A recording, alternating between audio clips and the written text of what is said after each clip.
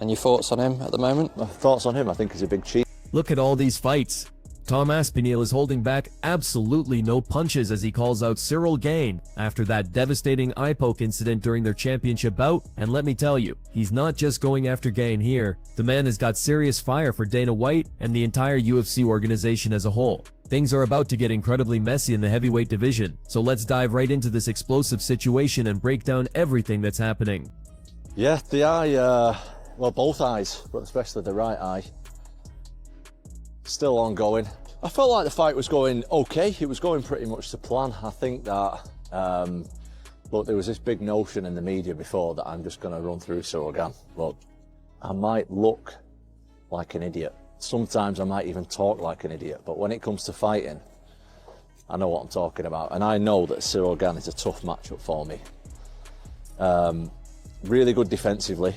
I knew that if we want to break the fight down a little bit, Cyril's got really good defense. He moves really, really well on his feet.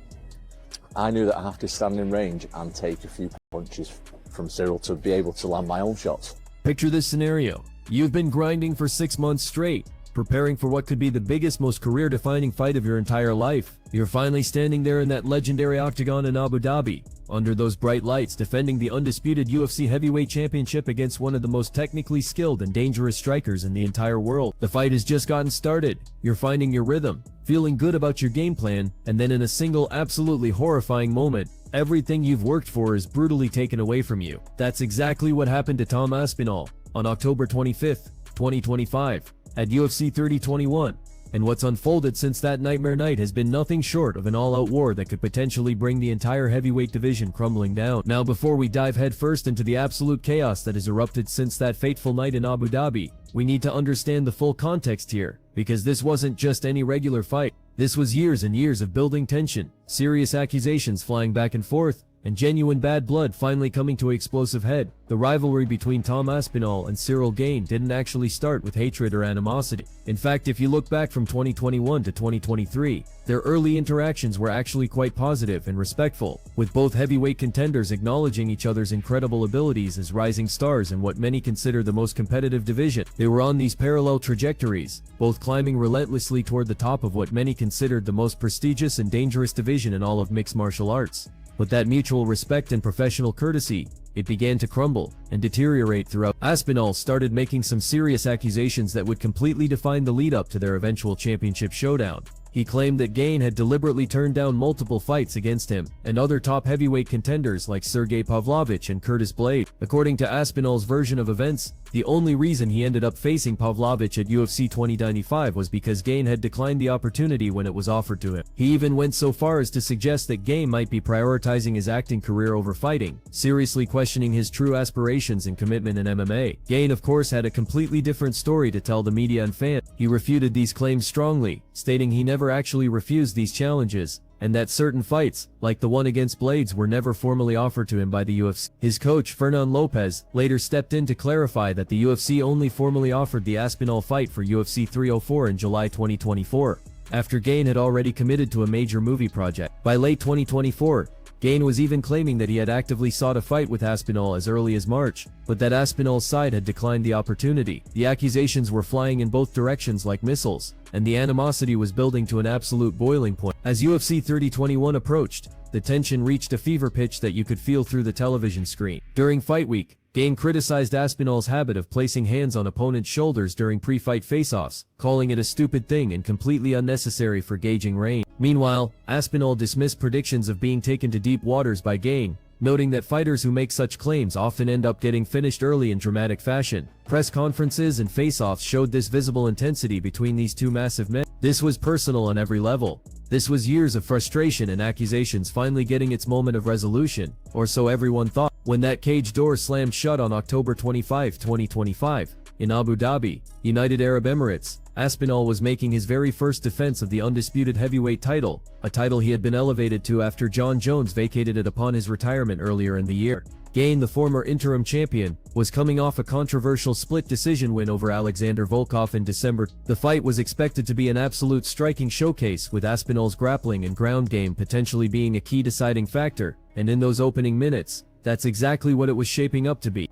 genuinely competitive in those early crucial moments. Gane had already bloodied Aspinall's nose with sharp, precise jabs and brutal low kicks, landing clean counters that were scoring points with the judges. While Aspinall attempted one unsuccessful takedown that Gane defended well, both men were feeling each other out, establishing their ranges and timing. They were beginning what everyone expected would be an epic 5-round chess match between two of the most athletic and skilled heavyweights in UFC history. And then, at exactly 4 minutes and 35 seconds of the first round, it all came crashing down in the most devastating way possible. During what seemed like a routine striking exchange, Gane extended his left hand with his fingers completely outstretched, landing them directly into both of Aspinall's eyes simultaneously with sickening impact. Slow motion analysis would later show Gane's fingers making deep, penetrating contact, with Aspinall immediately recoiling backwards and clutching his face in obvious agony. The poke primarily affected the right eye, but medical reports would later confirm bilateral trauma to both eyes. Referee Jason Herzog ruled it an accidental foul, giving Aspinall the standard 5 minutes to recover and continue. But Aspinall was completely unable to continue fighting, his vision compromised, and what followed was absolutely historic, and not in the way anyone wanted it to be. This marked the very first time in UFC history that a title fight ended in a no contest due to an accidental foul. The crowd in Abu Dhabi began to boo loudly, and Aspinall, still unable to see properly, still processing what had just been brutally taken from him, grabbed the microphone and let the world know exactly how he felt about the situation. We found a video of basically from that first round with Gane's sort of finger pokes. Just want you to watch it if you can see, and just sort of explain what's going on. So what have you just seen there? I've just seen that every time his hand comes out, it does this. And it's wrong. Have you heard from Cyril Gane at all, or any contact or anything post-fight? Nope. And your thoughts on him at the moment? My thoughts on him, I think he's a big cheater. I think that, look at all his fights. Is it double? Like, what are you seeing when you try to open your eye? I can hardly open my eye. Even John Jones himself, even the GOAT himself said before he fought him that Cyril Gane's a cheater and uses dirty tactics. Aspinall retained his championship belt, but the outcome sparked widespread controversy throughout the MMA community and beyond. What absolutely no one knew yet was just how severe the actual damage truly was, and how much worse things were about to get between Aspinall, Gane, and even the UFC organization itself. Ouais, non, c'était pas intentionnel. Comme l'arbitre m'a dit, j'ai bien vu, tes mains étaient comme ceci. Mais des fois, tu essaies de repousser quelqu'un, si ça tombe au niveau de son visage, malheureusement, ça tombe au niveau de ses yeux. Mais c'était pas comme ça, c'était pas intentionnel. Mais personne connaît la gravité de son œil. Moi, je me rappelle du combat face à Derrick Lewis. Quand on prend un doigt dans l'œil, moi, j'ai vu Derrick Lewis pendant presque un round. J'ai vu 2 Derrick Lewis, tu vois ce que je veux dire? Donc, étant donné qu'il a commencé le combat comme ça, et que, imaginons, il a eu autant que ça, de gravité, il s'est dit peut-être ça vaut pas le coup de prendre des risques. Voilà, peut-être. In the days and weeks following that disastrous UFC 321 event, what started as a disappointing and frustrating ending to what should have been an epic championship fight transformed into something far more explosive and damaging. Tom Aspinall wasn't just frustrated about the disappointing outcome anymore. He was completely convinced that what happened inside that octagon wasn't an accident at all, but something far more sinister and deliberate. When Aspinall finally sat down and watched the footage back carefully, his entire perspective on the incident changed completely and dramatically. What he initially thought might have been an unfortunate accident started looking like something far more calculated and intentional. Hunter Campbell, who I deal with personally, he's just said if they can help out in any way with doctors and stuff like that, that's what they'll do. When do you think you can start training again? Look, it's not up to me. It's up to the doctors. At the minute, I ain't allowed to do nothing, so I'm just following advice at the moment. What's next? What's next for me right now is there's talk of surgery on the eyes. We've got to see how it goes over the next few weeks. Obviously that's down to the specialists and stuff, but I'm not in the gym training at the moment. I'm not doing anything MMA wise at the moment. I'm just following the doctor's orders right now and seeing what happens with the health. Earlier in that same round, Gane had already been officially warned twice by the referee for similar open-hand extensions toward Aspinall's face, and detailed replays showed multiple instances where his fingers were pointed directly toward Aspinall's eyes in a threatening manner. Some analysts and fans argued that the poke looked completely intentional due to the way Gane spread his fingers wide and pushed deeper into the eye area. Aspinall didn't hold back at all in his public statements to the media, declaring in a passionate video, The guy was trying to poke my eyes out all the way through that round. The guy was cheating from the first second. I think he's a big cheater. Look at all his fights. He highlighted Gane's documented history of fouls throughout his career, including illegal strikes to the back of the head and low blows to the groin in previous bouts against other fighters. When Gane posted on Instagram about their potential rematch, Aspinall fired back aggressively in the comments section, writing, "No shit, there's not a date yet. I'm not medically cleared to fight, and about to have surgery thanks to your disgusting fingernail. I'll be back to smash your face in soon, you cheat."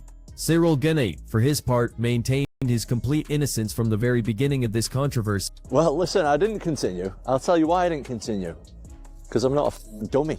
Like, I'm not going to go out there and fight one of the best strikers in the world if I can't see. With double vision. With any eye. Look, I know, as an MMA fighter, look, things are going to happen in the fight that compromise you. Go back and watch my fight with Arlovsky. The end of the first round, he punched me right in the eyeball. Final 20 seconds of the first round. Oh! Right from Arlovsky. For the rest of that fight, I couldn't see him out that eye. That's fine. If you get punched or kicked in the eye, that's fine. If you get double eye poked in both eyes and you've got no vision because of a foul, why should I carry on so some dummy can look and say, "Oh yeah, Tom just got knocked out"? Because I ain't going to fight if I can't see anything because of a foul. If it's a little illegal move, we have to fight through it. That's what we do as fighters. But when it's a foul, why am I going to put my health at risk when I can't see at all? Gane apologized publicly immediately after the fight, stating with what seemed like genuine remorse, "I'm very sorry for that. Sorry for the crowd, for the fans, for everybody. I'm sorry for myself. We put a lot of energy into this fight. I'm very disappointed. But this is the sport." But apologies weren't going to satisfy Aspinall, especially not when he was dealing with the aftermath of what turned out to be a far more serious and potentially career-threatening injury than anyone initially realized. 3 days after the fight, Aspinall's father Andy reported to the media that Tom still had absolutely no vision whatsoever in his right eye, calling for immediate changes to prevent eye pokes in MMA before more fighters get permanently damaged. But the medical news would only get worse and more concerning from there. Over a month later, on November 30th, 2025, Aspinall was officially diagnosed with significant traumatic bilateral Brown syndrome, which is an extremely rare condition causing complete inability to move the eyes upward, along with persistent double vision, severely blurred vision, reduced motility, and significant visual field loss. He remains not medically cleared for any combat sports activity and may require steroid injections or potentially risky surgery if his symptoms persist or worsen. It's a tough one, isn't it? I've seen obviously there's been a lot of discussion on eye pokes and fouls since. The referee himself said pre-fight that the best thing about fouling is it works. That's Jason Herzog's words, not my words. The best part about fouling, right, is that it works. So the best thing you can do is like keep your head in the game, and I'll do everything I can to manage. Yeah, you see guys like Derek Lewis coming out saying, you know, if you're tired, kick him in the nuts, poke him in the eyes, do something that'll give you a little break, because there's basically no punishment for it. So I told my coach if that happens, like in a fight with him, then I'm gonna knee him in the nuts on purpose. Things need to change in the sport of MMA when it comes to fouls. Since 2000. But the harsh medical reality wasn't even the most frustrating part for Aspinall in this entire nightmare situation. What truly set him off and pushed him over the edge was the way he felt the UFC organization, and specifically Dana White, was portraying him in the media and to the public. I mean, he had Tom bloodied up and, you know, Tom didn't want to continue in the fight. Those specific words from Dana White, Tom didn't want to continue, cut extremely deep, and Aspinall wasn't going to let them slide without a fight.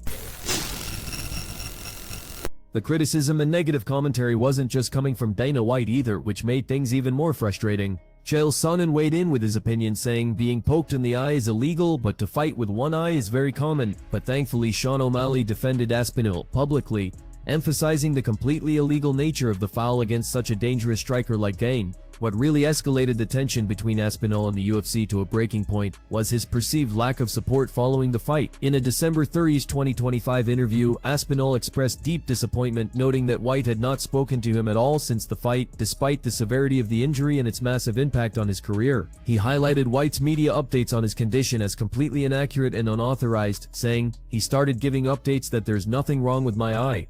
That isn't the case. I've done a lot for the UFC, so I'm disappointed." When asked directly if the organization had shown him love and support following his injury, Aspinall's response was absolutely telling. "Not really." He described feeling completely unsupported, claiming the UFC did not proactively offer specialized medical support such as flying him to top doctors around the world or providing comprehensive care that a champion deserved. On December 7, 2025, White addressed the growing tension publicly, clarifying that his remarks were not intended to be negative or derogatory toward Aspinall. He stated, "I wasn't saying anything negative towards him," and emphasized that he was merely relaying what he had heard about the medical assessment from doctors. White expressed support for Aspinall's recovery, but stopped short of confirming any direct outreach or personal contact. But for Aspinall, the damage was already done and irreversible. The narrative had been set in stone, and he wasn't going to forget it anytime soon.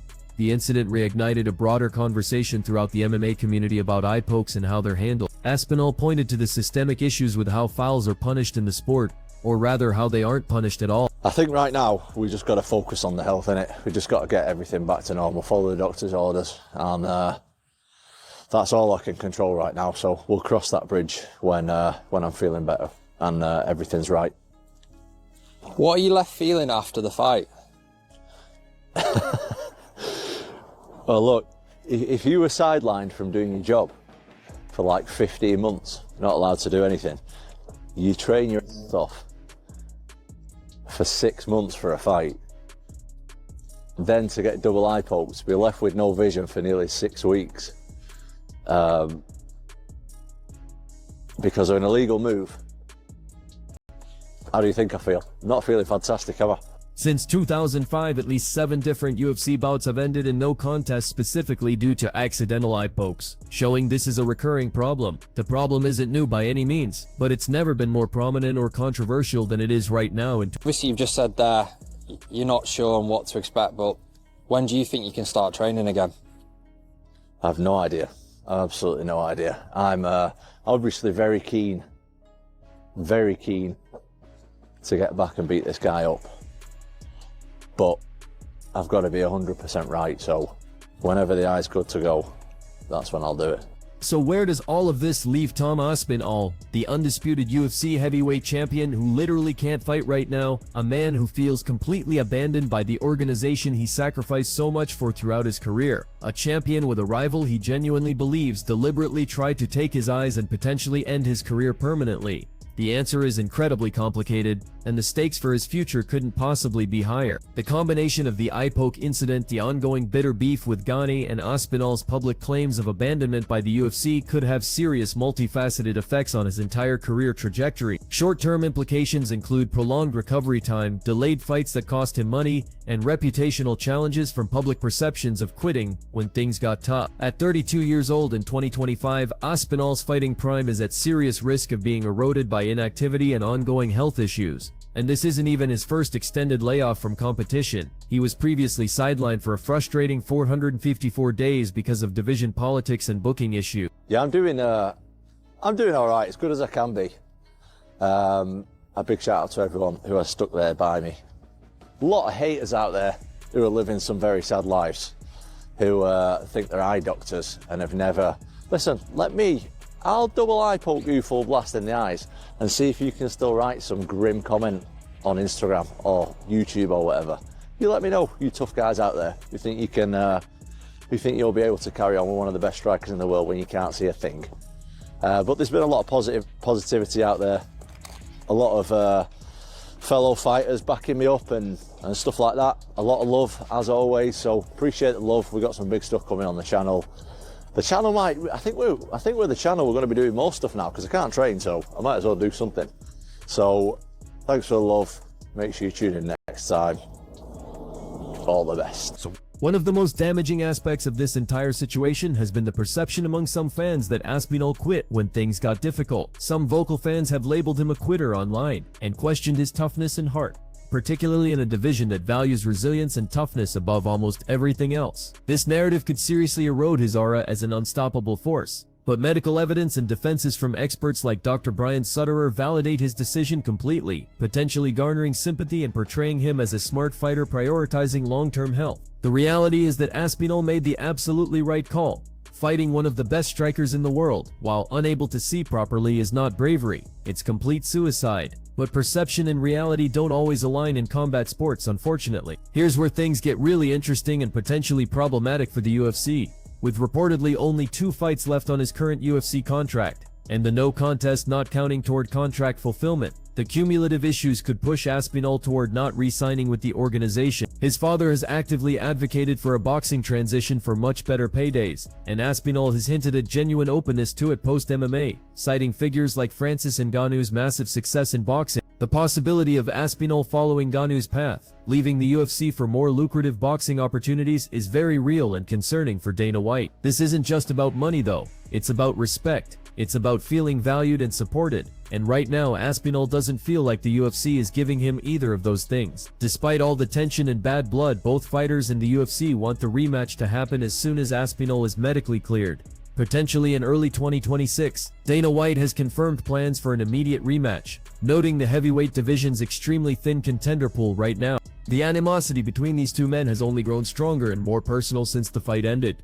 What was once professional rivalry has transformed into genuine hatred, at least from Aspinall's side of things. A rematch now carries personal stakes that go far beyond just a championship belt or career accomplishments. This incident has reignited serious debates on MMA's eye poke rules throughout the sport. Currently, accidental pokes result in warnings from referees, with points deducted only if deemed intentional by officials. Disqualification is extremely rare in these situations. The UFC's fingerless gloves, which were redesigned in June 2024 specifically to reduce pokes, clearly haven't solved the problem at all. Veteran referee Herb Dean indicated that officials might start enforcing stricter point deductions going forward. Suggestions include automatic point deductions for first offenses or complete glove redesigns to force closed fists. Baz Rutten has discussed this issue extensively, noting eye pokes are more common in UFC due to glove design and the complete lack of meaningful penalties. The sport desperately needs systemic change, but whether it will actually come remains to be seen. Aspinall isn't the first fighter to have his career altered by an eye poke, unfortunately. The history of these incidents in the UFC is absolutely sobering when you look at it.